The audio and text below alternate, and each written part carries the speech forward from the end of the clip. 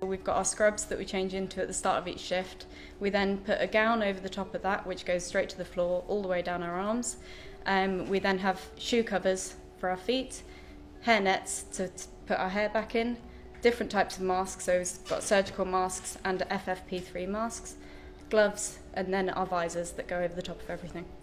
The FFP3 mask is for aerosol generating procedures, and the surgical masks most people on the ward will just be wearing just to cover their nose and mouth.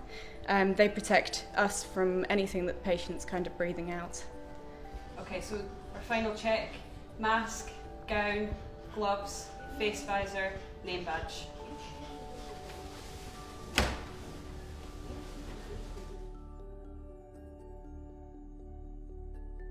So first responders, for example, would be wearing a pinny, gloves and surgical mask, and that's for everything apart from aerosol generating procedures which they may have to do, such as suction or things like that, which generate an aerosol, and then they would need to change into everything that we've got here as well.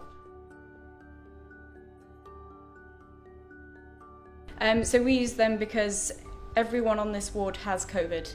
It is a COVID ward, and we use them to protect ourselves when we're getting really up and close with the patients, when we're rolling them and things like that. Parts of us do touch the patients that you may not get in, say, an ambulance or things like that.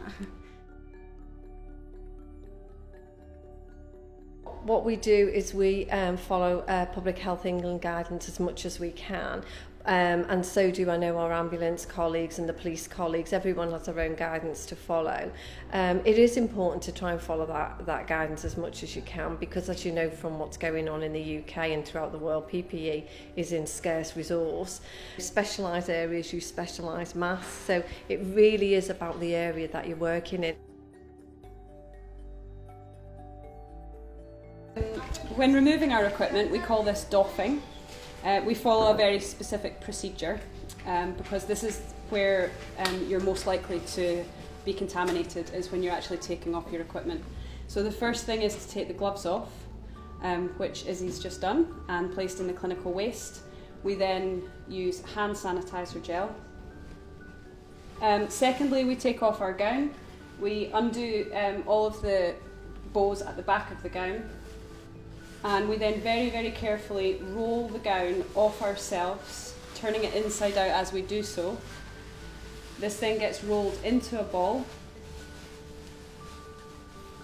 and again placed in the laundry.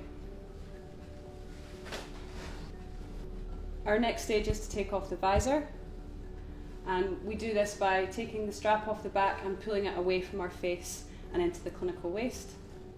Our face mask is the next item to come off. Bottom strap first, and then the top strap, and again pushing it away from our face and straight into the clinical waste as we do so. And then our hairnet into the clinical waste. We then hand sanitize our hands again.